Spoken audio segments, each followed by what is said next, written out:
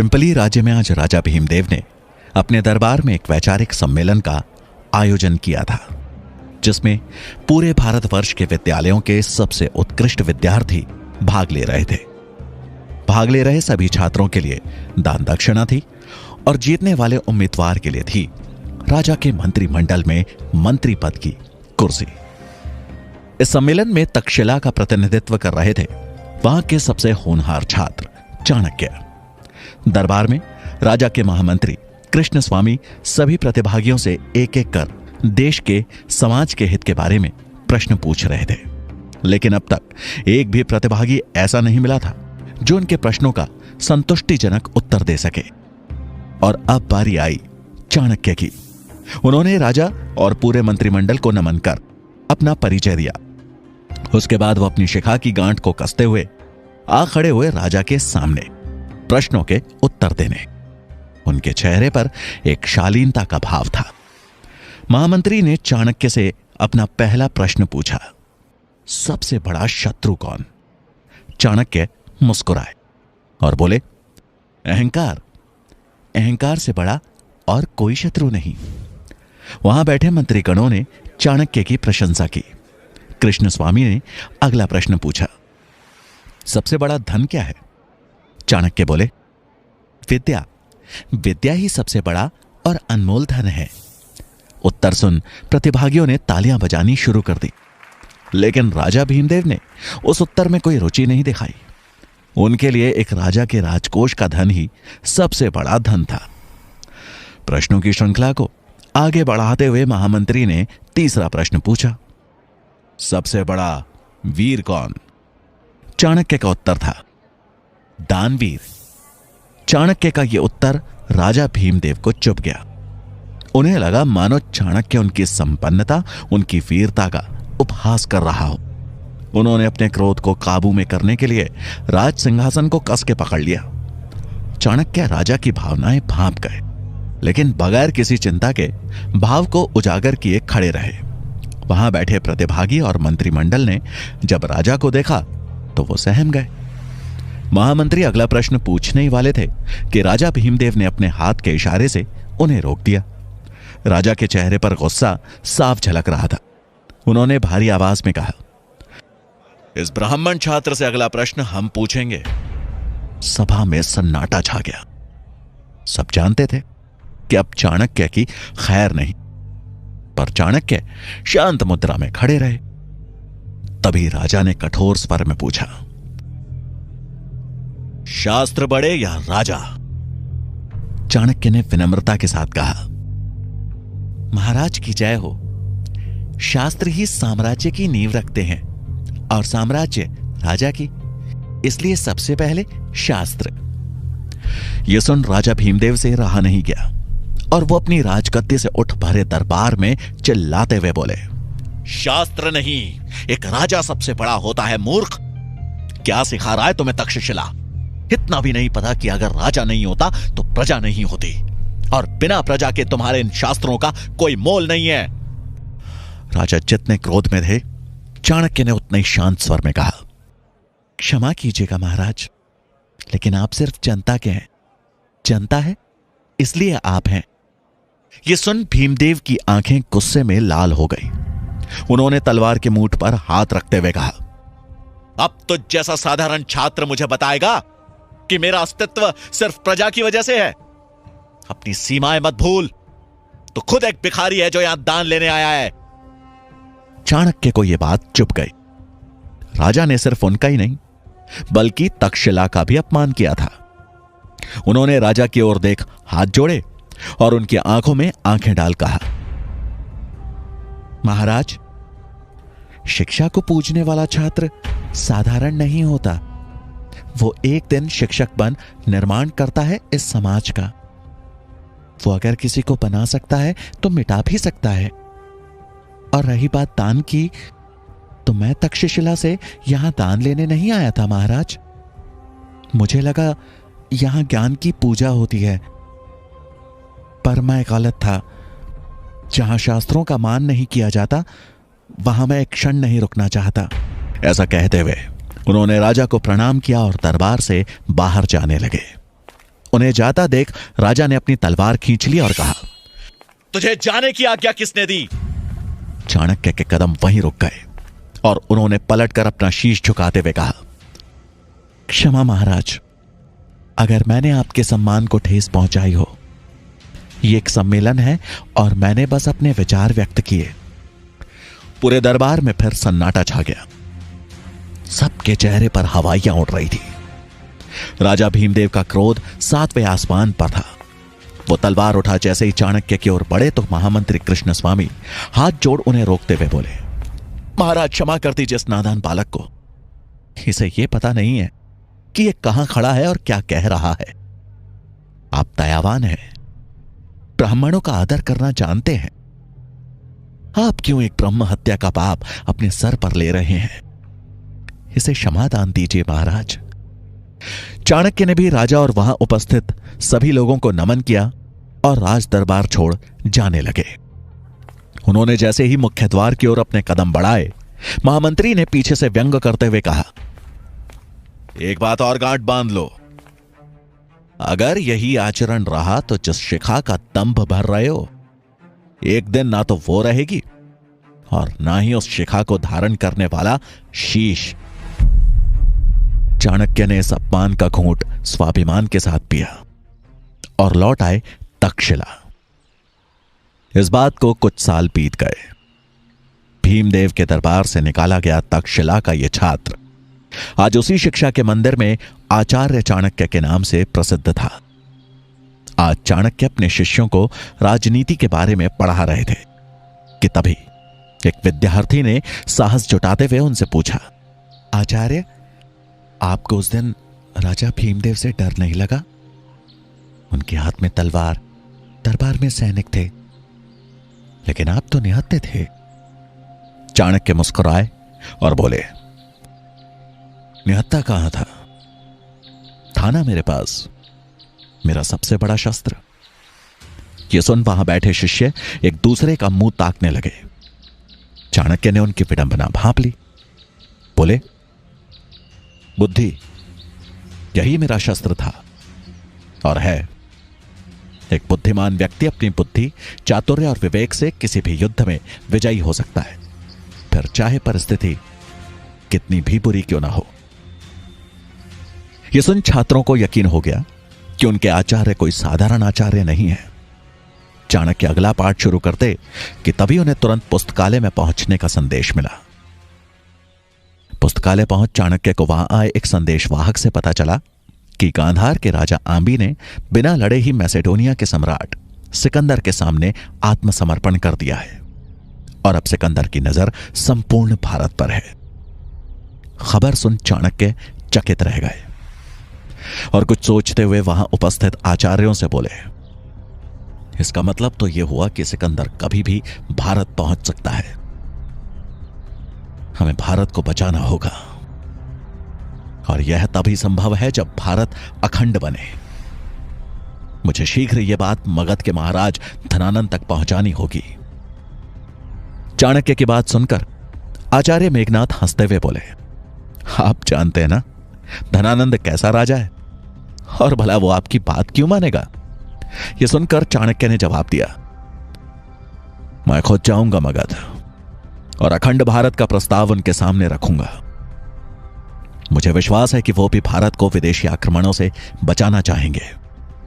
मेघनाथ बोले, धनानंद सुनेगा और वो भी आपका प्रस्ताव? भीमदेव के दरबार से बचकर निकल आए, अपने को भाग्यशाली समझिए। धनानंद के दरबार गए तो मान और जान दोनों से हाथ धोना पड़ेगा। मेरा सुझाव मानिए और केवल अपना काम कीजिए, बच्चों को शिक्षा देने का काम। भलाई इसी में है। यह सुन के चाणक्य हैरानी से बोले, आचार्य, मैं एक ब्राह्मण हूं और ब्राह्मण का कर्तव्य होता है लोगों को सही दिशा दिखाना। अगर राजा धनानंद अपनी दिशा से भटकेंगे तो यह मेरा कर्तव्य है कि मैं उन्हें सही रास्ता सुझाऊं, नहीं तो सर्वनाश के सिवा कुछ नहीं होगा यहां। आप अपना कर्तव्य भूल गए हों, पर मैं ऐसा नहीं कर सकता। मुझे आज ही मगध के लिए निकलना होगा। चाणक्य को जाता देख मेघनाथ ने ताना कसते हुए कहा, आचार्य, मुझे लगता है ये हमारी आखिरी भेंट है। आप मगध से वापस आएंगे भी या नहीं, इसमें संदेह है। क्यों ना आखिरी बार हम भोजन साथ में करें? चाणक्य उनका प्रस्ताव ठुकरा कर आगे बढ़ गए। उनके चाहते ही मेघनाथ मन ही मन बोले, इस बार तो ये नहीं लौटने वाला। चाणक्य तक्षशिला से मगध के लिए निकल पड़े और 5 दिन का लंबा सफर तय कर पहुंच गए मगध की राजधानी पाटलिपुत्र। उन्हें नगर में कदम रखे कुछ ही क्षण हुए थे कि पाटलिपुत्र की जनता पर हो रहे अत्याचार की सच्चाई उनके सामने थी। नगर के चौराहे पर कुछ सैनिक फांसी के फंदे से लटक रहे मृत शवों को नीचे उतार रहे थे। यह देख चाणक्य को समझने में देर नहीं लगी कि उन्हें सामूहिक मृत्युदंड दिया गया है। शवों को देख के उनके परिजन जोर जोर से रो रहे थे। तभी एक महिला की आवाज उनके कानों पर पड़ी, जो अपने बेटे के मृत शरीर से लिपट वहां खड़े सैनिक से रोते रोते बोली, और कितने दिन हमें ऐसे ही अपनों को खोना पड़ेगा? और कितनों को मारोगे तुम लोग? अगर कर नहीं दिया तो क्या पूरी प्रजा को मार दोगे? कहां से लाए हम इतना धन? उस औरत की बात सुन उस सैनिक ने गुस्से में उसे धक्का मारते हुए कहा, ए बढ़िया, अगर ज्यादा आवाज करेगी तो तुझे भी लटका दूंगा इसी फंदे पे। चल चुपचाप निकल जाए यहां से। ऐसा कहकर उस सैनिक ने उसके बेटे के शव को उठाकर बैलगाड़ी में लाद दिया और वहां से निकल पड़ा। चाणक्य से यह देखा नहीं गया। वो दौड़ते हुए उस औरत के पास पहुंचे और उसे सहारा देते हुए बोले, मां जी संभल कर। ऐसा कहकर उन्होंने उस रोती हुई बूढ़ी महिला को एक पेड़ के नीचे बैठाया और बोले, मां, मैं आपका दुख तो कम नहीं कर सकता और ना ही मैं आपका पुत्र आपको लौटा सकता हूं, लेकिन इतना अवश्य कह सकता हूं कि शीघ्र ही इन परेशानियों का हल खोज दूंगा। मैं राजा धनानंद के दरबार जा रहा हूं और वचन देता हूं कि प्रजा के दुख से उन्हें अवगत कराऊंगा। यह राज्य ऐसे नहीं चल सकता। उन्हें इस समस्या का समाधान करना ही होगा। चाणक्य की बात सुन उस औरत ने आंखों में आंसू लिए ममता भरी नजरों से उनकी ओर देखा और बोली, आज पहली बार तुझे देख ऐसा लग रहा है कि मगध का हृदय अभी भी धड़क रहा है। तूने इतना ही कह दिया, मेरे लिए बहुत है पुत्र, लेकिन वचन मत दे, तेरे अंदर करुणा होगी, लेकिन जिसके पास तू जा रहा है उसका लहू पानी बन चुका है। अनुभव से कह रही हूं ये बात। मेरे पास देने के लिए कुछ है तो बस आशीर्वाद है। चाणक्य ने उनके पांव छुए और कहा, मुझे आपसे बस यही चाहिए था मां, आशीर्वाद दे। उस औरत ने उनके सिर पर हाथ फेरा और चाणक्य दृढ़ संकल्प लिए चल दिए राजमहल की ओर। चाणक्य जब महल पहुंचे तो द्वार पे खड़े द्वारपाल ने उन्हें रोककर पूछा, आप कौन हैं? चाणक्य ने उस द्वारपाल की ओर देखते हुए कहा, मैं तक्षशिला का आचार्य चाणक्य हूं। एक अति आवश्यक कार्य के लिए मेरा राजा धनानंद से मिलना जरूरी है। यह सुन द्वारपाल ने उनसे बड़ी विनम्रता से कहा, अभी महाराज व्यस्त हैं, आप यहीं प्रतीक्षा करिए, मैं महाराज को संदेश भिजवाता हूं। यह सुन चाणक्य वहीं पास में एक स्थान देखकर बैठ गए और राजा के संदेश मिलने की प्रतीक्षा करने लगे। उन्हें प्रतीक्षा करते करते शाम हो गई। वो जब भी द्वारपाल से राजा के बारे में पूछते तो उसका एक ही जवाब होता कि अभी राजा व्यस्त है। चाणक्य को समझ में आ गया कि अब सीधे हाथ से घी नहीं निकलने वाला, उंगली टेढ़ी करनी ही पड़ेगी। थोड़ी देर बाद उनकी नजर कुछ रसोइयों पर पड़ी जो कि महल के पीछे वाले रास्ते से अंदर जा रहे थे। चाणक्य को उनका मौका मिल गया था। उन्होंने अपना भेष बदला और उन रसोइयों की टोली में शामिल हो महल के अंदर प्रवेश कर गए। लेकिन राज दरबार तक पहुंचना अभी भी आसान नहीं दिख रहा था। क्योंकि अंदर एक द्वार पे खड़े कुछ सैनिकों ने सबसे आगे चल रहे रसोइयों को रोककर पूछा, कितने लोग हैं आज? उसने जवाब दिया, आज भी 10 लोग हैं। यह सुन एक सैनिक ने गिनती शुरू कर दी कि तभी चाणक्य का दिमाग तेजी से चलना शुरू हुआ। उन्हें जल्दी उपाय ढूंढना था, नहीं तो वो पकड़े जाते। जिस तीव्रता से उनका दिमाग चल रहा था, उसी तेजी से उनकी नजरें भी घूम रही थी। इधर सैनिक की गिनती 6 तक पहुंच चुकी थी। तभी चाणक्य की नजर सामने रखे फूलदान पर पड़ी और उन्होंने चालाकी से उस फूलदान को गिरा दिया। ये देख कतार में खड़े रसोइये उस फूलदान को उठाने के लिए एक साथ झुंड में हो गए। सैनिक की गिनती बीच में रुक गई और इसी मौके का फायदा उठा चाणक्य ने वहां से अपना रास्ता बदल लिया और निकल गए राजदरबार की खोज में। वो एक जगह रुक वापस अपने भेष में आए और कुछ ही देर में वो राजदरबार के अंदर थे। लेकिन ये क्या, राजदरबार में कोई राजसभा नहीं, बल्कि बाहर से आई सुंदरियों का नृत्य चल रहा था। धनानंद नशे में चूर सुंदरियों के नृत्य का आनंद ले रहा था। अचानक उसकी नजर मैली धोती पहने ब्राह्मण पर पड़ी और वो गुस्से में बोला, कौन हो तुम? अंदर कैसे आए? नृत्य वहीं रुक गया। चाणक्य ने अपने हाथ जोड़ बड़े ही शांत भाव से कहा, प्रणाम महाराज, मैं तक्षशिला का आचार्य चाणक्य हूं। धनानंद को चाणक्य का यूं आना अच्छा नहीं लगा, लेकिन उसने अपना गुस्सा शांत करते हुए थोड़ा नरम भाव से कहा, प्रणाम आचार्य, पर ऐसी क्या वजह थी जो आप बिना बताए अंदर आ गए? चाणक्य बोले, मैंने द्वारपाल को संदेश दिया था। लेकिन तभी उनकी बात को काटते हुए धनानंद ने कहा, तो अगर द्वारपाल ना बोलेगा तो आप ऐसे बिना बताए चोरों की तरह चले आएंगे अंदर? कहां गई आपकी शिक्षा? चाणक्य गंभीर भाव से बोले, इस अपराध के लिए क्षमा महाराज, लेकिन मेरा आपसे मिलना अत्यंत आवश्यक था। धनानंद ने अपने आसन पर ही बैठते हुए कहा, ऐसी भी क्या बात करनी है आपको जो आप थोड़ी प्रतीक्षा भी नहीं कर सके? हम भी तो जरूरी काम कर रहे हैं। आपका भाग्य अच्छा है कि हम ब्राह्मणों को नहीं मारते, वरना अब तक ये शीश धरती पर होता। ये कहते हुए राजा धनानंद ने एक गहरी सांस ली और कहा, अब जब आपने इतना साहस दिखाई दिया है तो बताइए, क्या बात करनी है आपको? चाणक्य चिंतित भाव से बोले, गांधार के राजा आंबी ने मैसेडोनिया के सम्राट सिकंदर के सामने आत्मसमर्पण कर दिया है। अब सिकंदर कभी भी भारत पहुंच सकता है। उसको रोकने के लिए हमें अखंड भारत का निर्माण करना होगा और मैं इसी विषय पर चर्चा करने आया हूं महाराज। तभी धनानंद ने चाणक्य को अपने पास आने का इशारा करते हुए कहा, आपको चर्चा करनी है ना, तो यहां पास में आकर कीजिए चर्चा। चाणक्य असमंजस में थे, लेकिन राजा की आज्ञा का पालन कर पहुंच गए उनके पास। चाणक्य के पास आते ही धनानंद ने कहा, अपने घुटनों पे बैठ जाइए। चाणक्य ने इस अपमान को सह लिया, क्योंकि उस समय उनके मन में सिर्फ और सिर्फ प्रजा और देश की चिंता थी। वो अपना स्वाभिमान त्याग वहीं घुटनों के बल बैठ गए। वो बैठे ही थे कि धनानंद ने उनकी तरफ गुस्से से देखा और कहा, ये है तेरी औकात।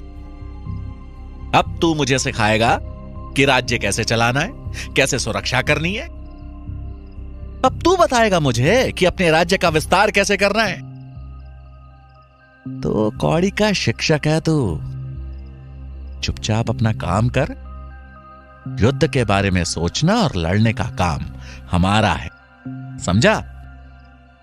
ये सुनते ही चाणक्य बोले, क्षमा महाराज, मेरी शिक्षा ने मुझे यही सीख दी थी कि यह राज्य जितना आपका है उतना ही हम सबका। मैं तो अपना कर्तव्य समझ आपसे मदद मांगने आया था। केवल आप ही हैं जो सिकंदर को रोकने का सामर्थ्य रखते हैं। धनानंद गुस्से में खड़ा होकर गरजा, हमें अपने सामर्थ्य का ज्ञान है और जब सिकंदर मगध पर आक्रमण की सोचेगा तो हम उससे निपट लेंगे। सीमा सुरक्षा राजा का नहीं, सैनिक का कार्य है। अब इससे पहले कि हम भूल जाएं कि तुम एक ब्राह्मण हो, जिस गति से आए थे उसी गति से बाहर निकल जाओ। चाणक्य यह अपमान सह नहीं पाए। और धनानंद की आंखों में आंखें डालकर बोले, निकल जाऊंगा महाराज, परंतु अगर आप अपना कर्तव्य निभा रहे होते तो एक ब्राह्मण को तक्षशिला से चलकर यहां आना ही नहीं पड़ता। राजा का कर्तव्य दुर्बलों की रक्षा करना है, ना कि उन पर अत्याचार करना। और मगध की दशा देख मुझे इतना आभास तो हो गया है कि हम शीघ्र ही संपूर्ण भारत सिकंदर को भेंट स्वरूप दे बैठेंगे। यह सुनते ही धनानंद का पारा आसमान चढ़ गया और उसने चाणक्य को जोर से लात मार के नीचे गिरा दिया और सैनिकों को आवाज लगाते हुए कहा, ब्राह्मणों का मान सम्मान इस चोटी में होता है ना, इस दरिद्र ब्राह्मण को इसकी चोटी से खींचते हुए बाहर ले जाओ। सैनिकों ने तुरंत आज्ञा का पालन किया और चाणक्य को चोटी से खींचते हुए द्वार की तरफ ले जाने लगे। द्वार तक पहुंचने से पहले ही चाणक्य ने उन सबको एक जोर का धक्का दिया, जिससे वो सैनिक लड़खड़ाकर गिर गए। अब चाणक्य ने अपनी शिखा खोलनी शुरू की और गुस्से में उबलते हुए धनानंद की तरफ बढ़ते हुए गर्जना की, धनानंद, मुझसे भूल हो गई कि मैं तुझ जैसे पापी से ये उम्मीद लगा बैठा कि तू बचाएगा इस देश को। एक शिक्षक का, एक ब्राह्मण की शिखा का अपमान किया है तूने, तो इस शिखा की सौगंध मैं चणक पुत्र चाणक्य, तक्षशिला का आचार्य, आज यह प्रण लेता हूं कि जब तक तेरा और तेरे इस नंद वंश का सर्वनाश कर मगध की राजगद्दी पे एक योग्य राजा ना बिठा दूं, मैं ये शिखा नहीं बांधूंगा। ये बोल चाणक्य वहां से तेजी से निकल गए। धनानंद उनकी बात सुन गुस्से से लाल हो गया और उसने अपने सैनिकों को आदेश दिया, अगर यह ब्राह्मण फिर से इस राज्य के आसपास भी दिखा तो इसका सर कलम करके बीच बाजार में लटका देना। धनानंद से मिले अपमान के बाद चाणक्य ने उसे दिन मगध छोड़ दिया और अब उनके जीवन का लक्ष्य था एक अच्छे राजा का चुनाव करना, जो दयालु हो, पराक्रमी हो, जो प्रजा के हित के बारे में सोचे और एक अखंड भारत का निर्माण करे। तक्षशिला की तरफ बढ़ते हुए जब वो जंगल से होकर जाने वाले मार्ग पर चल रहे थे तो उनकी नजर उसी मार्ग पर आगे चल रहे एक 14 साल के बच्चे पर गई। वो बच्चा अकेला था। वो दिखने में पतला था लेकिन उसका शरीर फुर्तीला था। उस बच्चे ने एक मैली सी धोती पहनी थी। उसकी कमर में एक गुलेल लटकी थी। वो बच्चा शिकार पर निकले किसी चीते की तरह घात लगाए धीमे धीमे आगे बढ़ रहा था। उसे देख चाणक्य को उत्सुकता हुई और उन्होंने मनी मन कहा, ये बच्चा सुनसान जंगल में क्या कर रहा है। अब चाणक्य भी धीमे पांव उस बच्चे के पीछे पीछे चलने लगे। तभी उन्होंने देखा कि वो लड़का 2 लोगों का पीछा कर रहा है। कुछ दूर पीछे चलने के बाद चाणक्य ने देखा कि वो बालक जिन 2 लोगों का पीछा कर रहा है वो भी एक अकेले चल रहे यात्री का पीछा कर रहे हैं। ये देख चाणक्य को समझने में देर नहीं लगी कि वो दोनों लोग लुटेरे थे और अपने आगे चल रहे यात्री को लूटने की मंशा से उसका पीछा कर रहे थे। लेकिन तभी वो बच्चा हवा के झोंके की तरह गायब हो गया। ये देख चाणक्य अचंभित हुए और इससे पहले कि वो कुछ समझ पाते उन लुटेरों ने अपनी कमर से कटार निकालते हुए उस आदमी पे हमला कर दिया। चाणक्य उन लुटेरों को रोकने के लिए आगे बढ़े थे कि तभी उन लुटेरों पे किसी ने गुलेल से हमला किया और वो तुरंत ही जमीन पे गिरकर मूर्छित हो गए। हैरान हो चाणक्य ने जब नजर दौड़ाई तो सामने पेड़ पे बैठा वो बालक दिखा। उसके हाथ में गुलेल दिखी। छलांग मारकर वो बालक पेड़ से नीचे उतरा और उस यात्री के पास पहुंचकर बोला, आप ठीक तो हैं? आपको चोट तो नहीं आई? वो आदमी अपने सामने खड़े इतने छोटे बच्चे की बहादुरी देख अचंभित था।